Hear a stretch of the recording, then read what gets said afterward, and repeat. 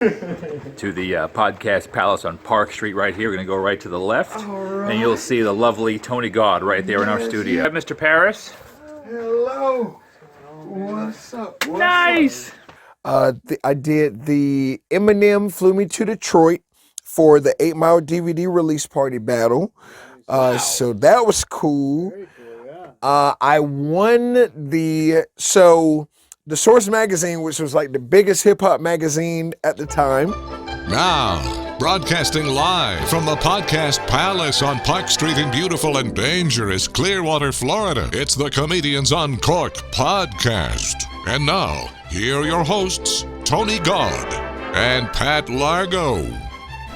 Hey, welcome to the Comedians Uncorked podcast. Thank you so much for listening. We are your humble host, Tony Gaud, right here. My name is Pat Largo, and thanks again for being a part of the Comedians Uncorked podcast on whatever platform you are listening to. Catch us at YouTube at Comedians Uncorked.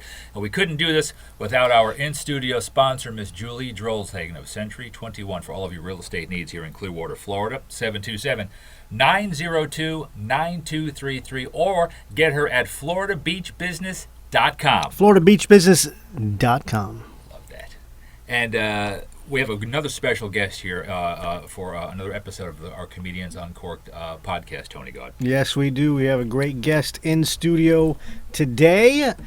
This guy's been kicking it around for a few years now, and he's been making a lot of noise in the Tampa Bay area.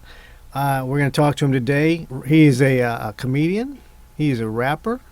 He is a community. I'd say he's becoming quite a community leader. Okay, he's an activist for the community with what he's doing. So we're going to talk to him about all that right now. Welcome to the show, Mr. Rio Paris. All right. How you doing, Happy man? to be here.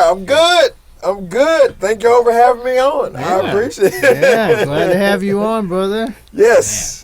Yeah, so where do we start? I want to start with the beginning, because like I met you as you started comedy. Yes. And now, was that the very beginning, like when you first came into the improv, or were you already doing stuff? So I viewed that as when I first started, like for real. The first time I did it was on my birthday, July 20th, 2011. Okay. And I bombed horribly. And I tried it for maybe like 3 more months and just kept bombing. So I'm like, let me give music another big push. So all of 2012, I was trying to go hard on music. Okay. And then January of 2013 is when I came to the improv. And then for I think 3 years, the mic was every week. And in 3 years, I maybe missed 3 mics total. Yeah, you were there constantly. Yeah. You're always working on stuff. Yes. Yeah. Yes. So I wanted to get good at it. I saw you guys making people laugh, so I couldn't say it was the room. Even if I wanted to, it's the crowd tonight. And then you guys get on stage and kill. It's like, well, no, it's not the room. It's my jokes that I thought were going to be funny. These guys were terrible till about 8:30. Yeah. Funny. It's an easy math problem after a while. It's like, maybe I'm the common denominator. Yeah. Okay. Right. That's awesome, man. Yes. Because I've seen you on open, and I know you tour and headline all over the place, but I've met you at literally maybe just a couple of open mics. We met at Dunedin. Right. Brewery, Dunedin Brewery. Divine Brewery in Palm Harbor. And I've seen him, or I've heard stories of you going a couple of hours like this, that you just go, which is not, now it's bad if someone is not funny. Yeah. But when I heard stories of you doing it, I go, I wish I would have paid money to go to that show or open mic to see you do that. Oh, man. But I mean, when I heard, no one ever had bad words about it. They said, Rio's going. He's like, he comes in, he's like our Dave Chappelle. He goes 2 hours, 2.5 hours, whatever he wants to do. And I think that's awesome. Yeah, that's what I feel like. So Poet at Pegasus is who would allow me to come into the old Pegasus location and do that amount of time at the mic. Like I would close it out. Sometimes I didn't. But he would still let me do a good amount of time. It would be an hour and a half, 2 hours, 2.5 hours sometimes. And that's when I feel like I was seeing, it gave me an opportunity to see what jokes that maybe I didn't think people would laugh at, that they ended up laughing at. And I'm like, okay, so if I do want to go dark, they find this funny. Where before, at the improv or at a show, I would be more scared to say these things because I wasn't sure if they would get the laugh or not. And I was just trying to become a house comic and get booked on other shows for whoever might be in the audience. Hey man, I book shows at this place. So I wasn't that risky. Right. Yeah. Well, that was actually probably the smarter move, though, because that's what you would be advised to do. Mm-hmm. It's like when you go into the bigger venues, you go into the showrooms, like the Improv, Side Splitters. Yes. You're on the main stage. You're not trying to work stuff out when you're on a Friday, Saturday night show. You're there to do the show. Yes. You're there to perform. Yes. So you take advantages of those other venues. You mentioned Pegasus. For those who don't know, that's a venue here in the Tampa Bay area. It's a bar, is it nightclub too? Yeah. I mean well they just changed. They got a new venue, so right. it's even bigger, I think. Yes. So that's a place that had an ongoing. I think they might even still have it. I don't even know. They do have on Tuesdays. Yeah. So that's one of those things. Yeah. So if you're in the Bay Area looking for a mic Tuesday night, right? That might be an option. Yeah. And so now you would work stuff out at those places. They'd let you go long. Right. I want to back up to when you were talking about doing the music. Right. Yeah. Now, basically, you went back to your old girlfriend. Yeah. Because you felt comfortable. Now, I'm back, baby. Now, did you miss me? How long were you doing music before that? I mean, was that something you? Because I started out as a kid when doing music. Yeah. When I was little. Right. So I don't know if that's the same path for you. It was hip hop. Hip hop. Got a karaoke machine for my birthday, and I would just do demos, and I had a keyboard that had factory made beats. The Casio? I had a Casio. The what was the other one? I know. It started with a K, I think. The Korg. Yeah. I think DJX, good beats on it, and I just would. I think when I was like 12. Yeah. And then I went on to do rap battles, some pretty big rap battles. Yeah. I did the Eminem Flew Me to Detroit for the 8 Mile DVD release party battle. Nice. So that was cool. Very cool, yeah. I won the Source magazine, which was like the biggest hip hop magazine at the time. Source magazine, by the way, is a publication. It's made out of paper. It's printed stuff on it. And that was a big deal. Source was real big. Yes. Yeah. Yes. That was the Source. Which also was what was big at the time was And1. Yeah. Street basketball. Yeah. Right? Yep. They were on tour together at the time. Oh, man. So they would do the rap battle outside and see who was going to battle inside during halftime of the And1 game. Right? Nice. So it's like 5,000 people, and I won the rap battle. Nice. And I was supposed to then go to Miami for the finals, but things didn't quite work out because I didn't sign a contract with so I was also at the time doing a show called Hip Hop 411 TV, which was on the WB, kind of just across the region. Yeah. And one of the guys that worked for them also knew the host of the battle for the Source. And when I didn't sign the contract because they wanted to own my masters, I think they communicated with each other. It was like, hey, yeah, he's not gonna, don't put him on that anymore, kind of deal. Yeah, that's tough. Yeah. Oh yeah. There's a lot of rough. So basically, so I get it now. So here's the story. Rio was getting laid with this sexy beast called hip hop.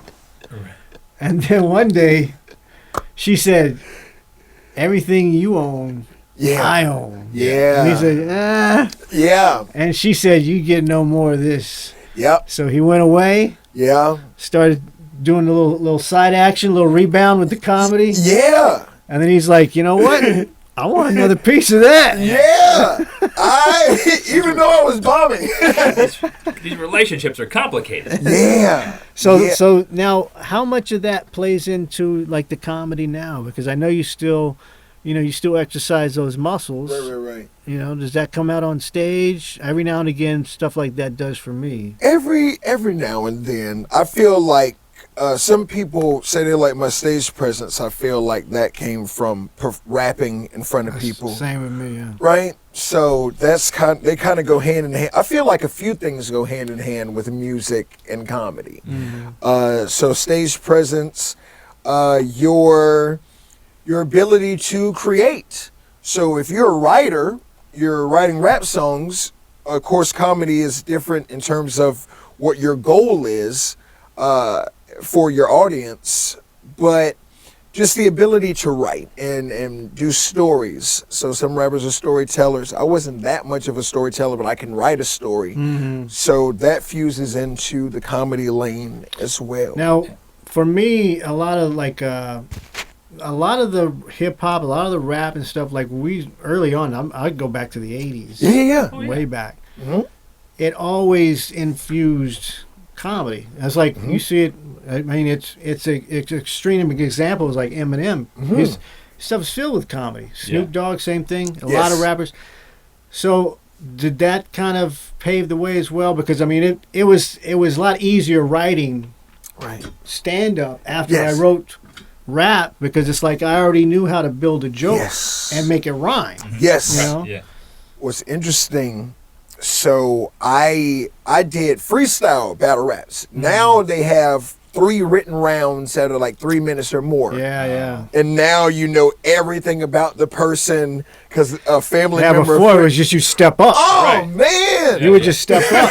So let me see what I got. Let me see Right. what I'm working with. And that's what I did it in a comedic way. I would roast the person while freestyle rapping. So I auditioned for Freestyle Friday on 106 in Park, which was like the biggest TV show at the time on BET at least.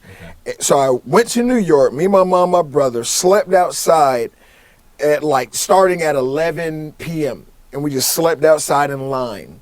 And then probably 8 o'clock the next morning is when they started getting everybody's information and all that.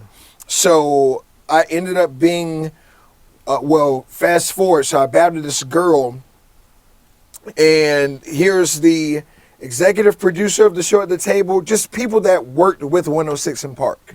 They're all at the table. I bowed to this girl, and I said something like, "Your flow whack, you look like Halle Berry when she made Baps," because she had the same hairstyle as Halle Berry and Baps. And they went crazy. And then after, the executive producer is like, "Yo, man, that was great, man. You like a comedian." And I would hear that when I was doing Hip Hop 401 TV. I had probably like 60 battles or something. And people would say, "You're like a comedian." But even then, it wasn't on my mind to actually do stand-up. Yeah. But the Freestyle Friday situation, I was 1 to 30 picked out of thousands. Wow. And another time that I thought it was about to happen, and the guy goes, I don't want to say his name, but he goes, so BET didn't pay for the flight or the hotel. And at that time, you didn't retire until you won 7 times. And this is on a weekly basis. So the fact that they weren't paying for the flight or the hotel, I'm like, hey, I don't have any family or friends out there, but let me see what I can do. And he's like, cool, you got your spot no matter what. for 3 months, I'm calling this dude. The voicemail is always full, no answer. And I finally talked to him, and he's like, hey, let me look at the calendar. I'll get back to you. Never did. So I got a lot of stories like that, which led to I have been so happy with stand-up, and now I feel like I'm mature enough where I understand life a little more, and now I just know those things weren't meant to happen. They are lessons that I've learned. Yeah, experience. And I'm good with that. I have no ill will or hatred towards anyone that, because at the end of the day, whether something is promised or not, they don't have to follow through with their promise. They don't have to fulfill it. They should. Right. But when it, right, because here I am, like, Mom, I'm getting your house soon. And start looking around. Right. It is like, oh, I'm sorry that I made you look for one, because it's not happening.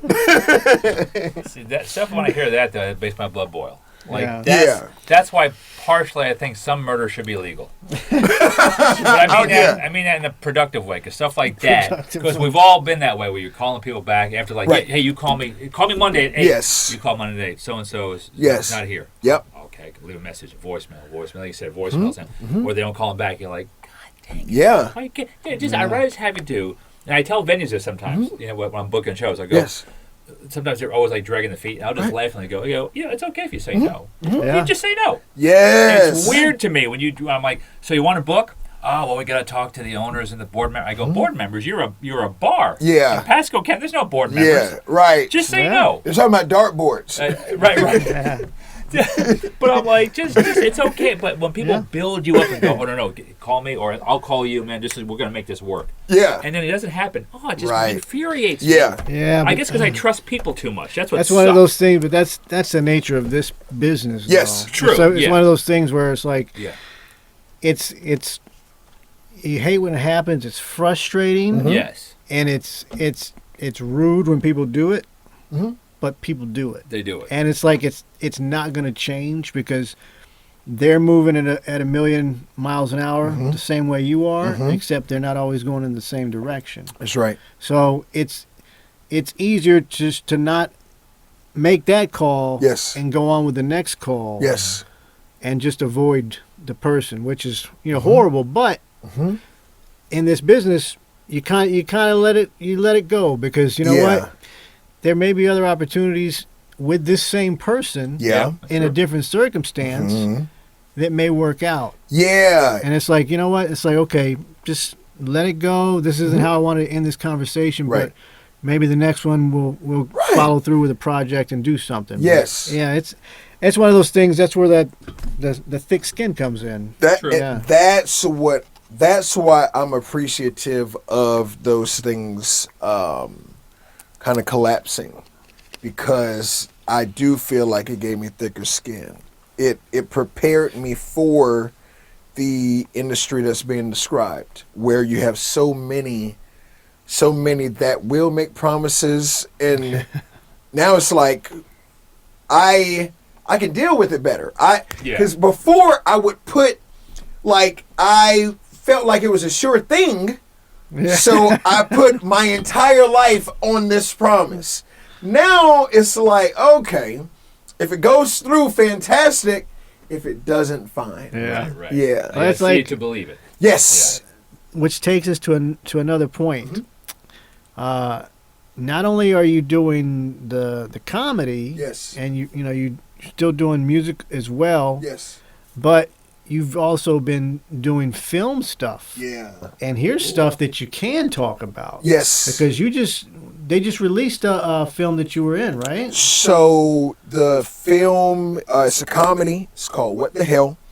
And it is, so King Cobra Enterprises and Gotcha Film Productions. And I play a character named Jamal. He's one of 4 cousins. And there's romance involved, but ultimately, it's a comedy that contains a whole lot of what the hell moments, and it did get picked up, fortunately, for a worldwide distribution deal. Nice, congrats. Thank you. So, Awesome. yeah, no, it's going to be on pretty much every streaming platform right now, except for Netflix or Hulu.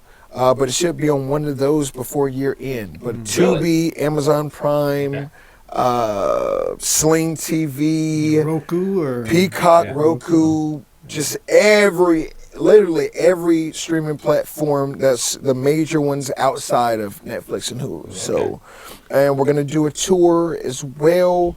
Hopefully, like a 16-city tour starting in June. Cool. Hopefully, so hit different parts of Florida, and then we're going to be in Houston and Charlotte and Atlanta and DC. So it's going to be like a Brooklyn comedy tour to support the film? for the film. Oh, well, red carpet premieres in the city, and then maybe while I'm there, I do some stand-up. Okay. But cool. it'll be doing radio and doing the red carpet premieres is mainly while we're there. It's all about the film. Okay. So if I can do stand-up while I'm there. And do they have a release date? They have a... So starting in May, it'll start being more than likely like 3 streaming platforms at a time. Okay. Yeah. Okay. Cool. Yeah. Nice. Yeah. That's So very cool. I enjoyed it. The entire cast and crew is awesome.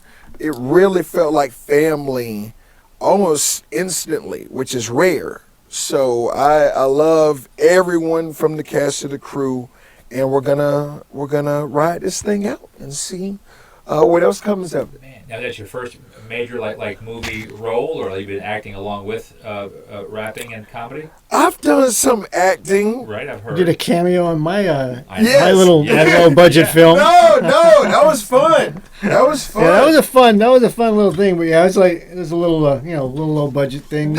Listen, It looks good though. There you go. It looks good. Though. And I enjoyed it. So yeah, you had a funny point. Yeah. right, that's what for me. That's what it's all about. I just want to have fun. I want to get funnier. That's always the thing. Stand up is the priority. Okay. And film I love, and the more the merrier. But stand up is the art, where I feel like I can express myself artistically the most. Okay. And I like sharing my life and just thoughts about this world. And stand up has created a space for that, where even more so, like people need to laugh. I wasn't really thinking about that until somebody comes up to you, hey, I just lost so and so. I haven't been out in forever. You made my night. That type of thing. I wasn't even considering. Yeah. So you don't know who's in the audience. Correct. That needs to laugh. Yeah. And if you can bring that into their life, I think that's awesome. They affect people. Yeah. Mm-hmm. I had a question about the comedy. Yes. I was asking people that we're talking to for new comics. Okay. What would be a couple of good tips for a new comic coming in? Write all the time. Be on stage as much as possible. And if you sound like your influence, recognize that and try to get away from that as soon as possible. Yeah. Who did you sound like? I don't think I sounded like anyone. I was told it was kind of Cat Williams-ish. Okay, yeah, I can see that. I can see Maybe. that, yeah. Maybe like subject matter wise, but I don't think that I was on stage at any time that was doing this. Well, that ain't gonna help you. Right. Yeah. Ladies and gentlemen, yeah, I was. But Cat Williams is funny though, man. Funny. Woo. Funny. I saw him live.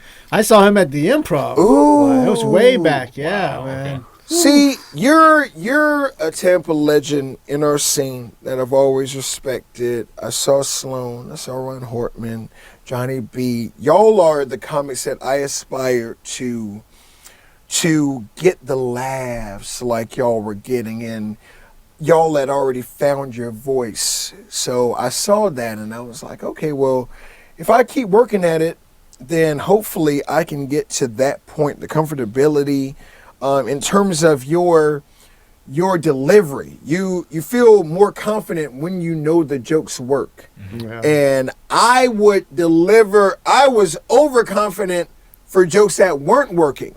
Right? Yeah, right. So a lot of the time I'm like, well, that was so funny in my mind. But clearly, as people continue to stare and not laugh, I get it confused. So I feel like it's kind of like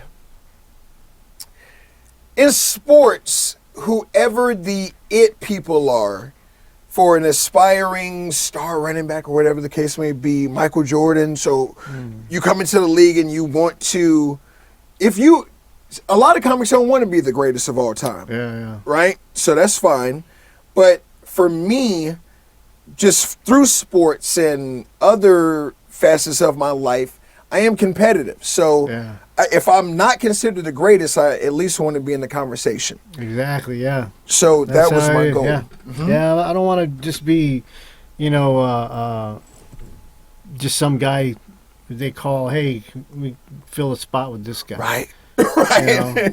I don't want to be that. I want to be. I want to be somebody that like people that takes notice of. Yes. Like I might not be the best or be the greatest, but you're gonna know I'm on your ass. There you go. Yeah. You're gonna be worried. Right. Yeah, that's a compliment for us as comics. I'm the spot filler guy. I like I it. fill spots.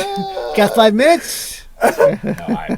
Yeah, I find you very funny, Pat. Thank you. Yeah. Funny looking. If you can tell the audience that next Still a time. bunch that'd be of great. Oh man, yeah.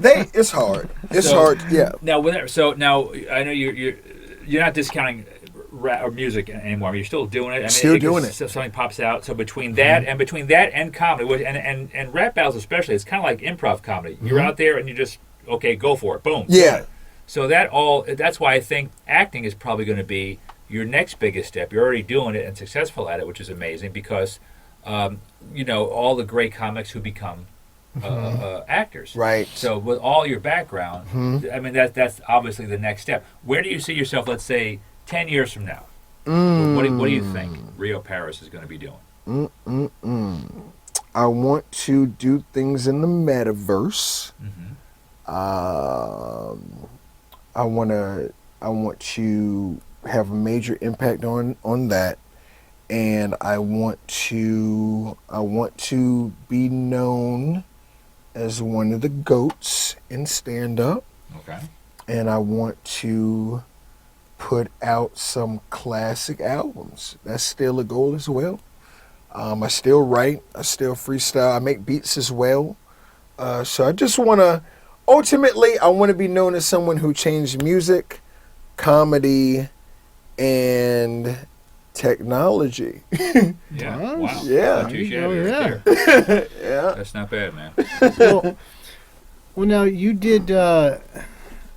You have something going on right now. Yes. Like, what is that? Is this like a showcase thing you got going, or is this like a new open mic thing? Or It's a mic. It's like a.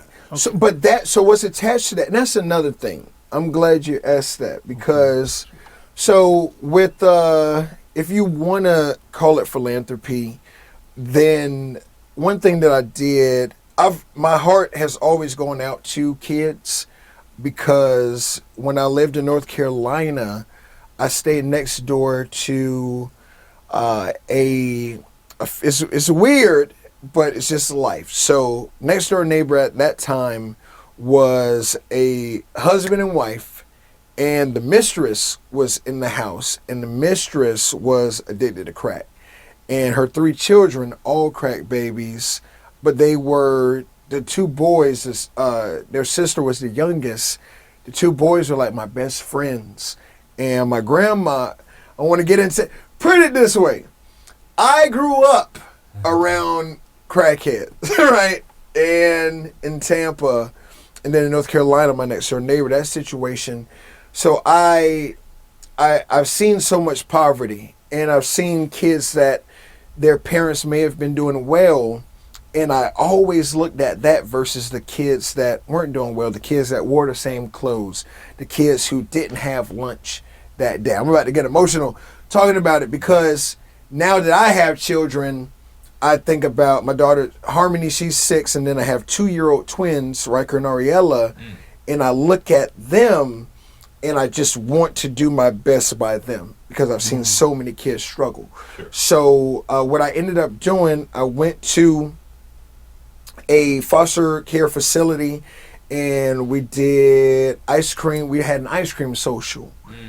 And then I bought a arcade machine that has like 2,000 games for a foster home that has different kids. And I heard the stories that the couple that's there told me about, that why they're there. Yeah. And that made me want to cry. So I'm like, I'm going to do something for y'all. So now Stop the Violence, Start the Laughs. That's the name of hopefully what will be a great movement where kids that are just a part of the at-risk youth group want to do cookouts for them where they can come out and they can, if they want to tell a funny story, they can in front of people. Maybe they make people laugh and they say, well, maybe I can do comedy. Yeah. And if they don't want to tell a funny story, if they just want to be around people who are inserting positivity into their life because they may be missing that, then at least they can receive that. So I want to try to raise as much money as possible to do these cookouts for them and just have it become a thing at different parks in Tampa Bay. Okay. So that's the idea with that. And real quick, how can people get more info on that? A website or a social media or just something you're doing? Reach out to me, Facebook, Rio Paris, RIO, Paris, PARAS, and then Instagram is Rio Paris Fans. And just send a friend request and then can Cash App, Tampa Change, or Venmo is also Tampa Change, capital T, capital C.